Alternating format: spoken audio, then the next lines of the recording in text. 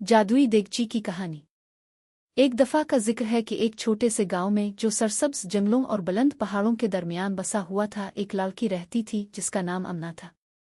अमना बहुत ही तजस्सुस पसंद लड़की थी जो हमेशा अपने इर्द गिर्द के राजों और छुपे हुए मकामात को खोजने की कोशिश करती थी। लेकिन वो नहीं जानती थी कि एक बहुत बड़ा राज इसके सामने आने वाला है। एक दिन सुबह के वक्त अमना जंगल में चहलकदमी कर रही थी कि इसे एक छपी हुई पगडंडी मिली जो इसने पहले कभी नहीं देखी थी। इस राह में अजीब चमकदार पत्थर लगे हुए थे जो इसके कदमों के नीचे से जैसे सरगोशियां कर रहे थे। पगडंडी के इख्तिताम पर इसे एक पुरानी कुटिया नजर आई जो बैलों और काई से ढकी हुई थी। दरवाज़ा थोड़ा सा खुला हुआ था और अंदर से सुनहरी रोशनी बाहर आ रही थी। अमना का तजस्सुस गालिब आया और वो कुटिया के अंदर दाखिल हो गई।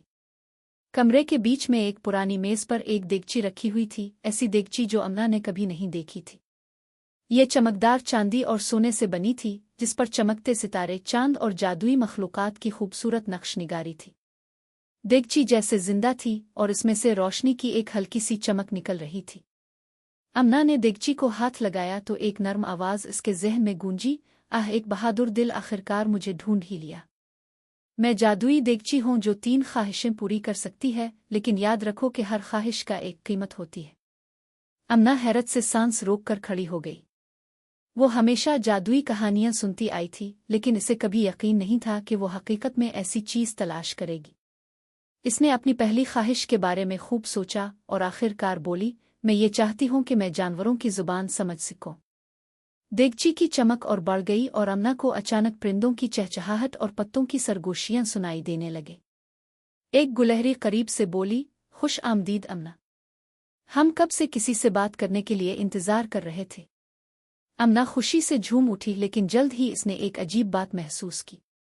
जानवरों के साथ बातचीत करते हुए इसने उनके दुख और इंसानों के गलत रवैयों का एहसास भी किया। इसे मालूम हुआ कि इसकी ख्वाहिश ने इसे खुशी तो दी, मगर दुनिया की दर्द भरे हकीकतों को भी उसके सामने रखा।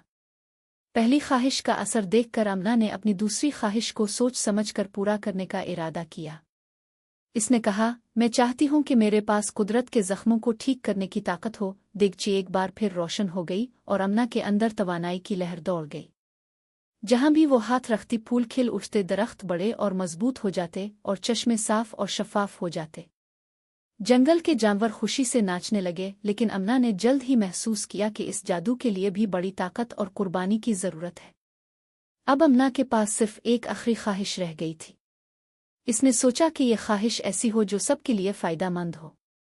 इसने सरगोशी की, मैं ये चाहती हूं कि मुझे लोगों को कुदरत की अहमियत और उसका ख्याल रखने की हिकमत मिले। देगची ने एक आखिरी चमक बखेरते हुए अमना को इल्म और बसीरत से भर दिया। अमना ने वापस अपने गांव जाकर वहां के लोगों को जंगल, जानवरों और कुदरत की कहानी सुनाई। इसने सबको सिखाया कि कुदरत का ख्याल कैसे रखना है, दरख्तों की सरगोशियों को कैसे सुनना है और हमारी दुनिया को कैसे महफूज रखना है।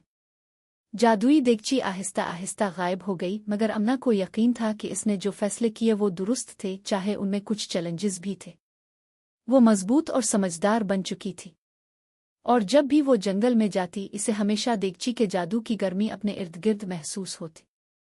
इस दिन से गांव में खुशहाली आ गई, जंगल सरसब्ज हो गया और अमना को हमेशा इस बहादुर लड़की के तौर पर याद रखा गया जिसने जानवरों से बात की, कुदरत को ठीक किया और दिलों को मुतासिर किया।